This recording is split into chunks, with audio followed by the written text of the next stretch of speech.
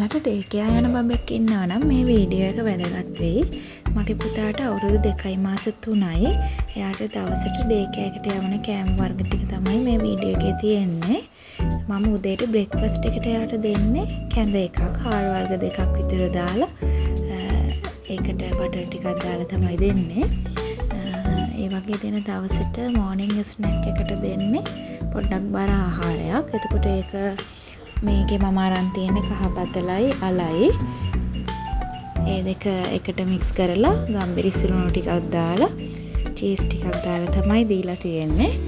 එතකොට අර කැඳ එක බිව්වම පොඩ්ඩක් බඩගිනි වෙන නිසා තමයි මේ වගේ දෙයක් මෝර්නින්ග් ස්නැක් එකට දෙන්නේ. ඊට පස්සේ ලන්ච් එකට දීලා තියෙන්නේ පැස්ටා ටිකක්. පැස්ටා එක මගේ පුතා එළවලු දාලා එහෙම කන්නේ නැති නිසා මම නිකම්මයි හදාගෙන තියෙන්නේ.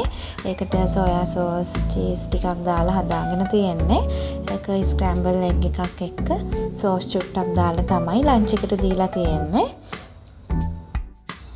හවස 3 වගේ පස්සේ ඊවිනිංග් ස්නැක් එකට දෙන්න මම ගොඩක් වෙලාවට යෝගට් එකක් වගේ තමයි යවන්නේ.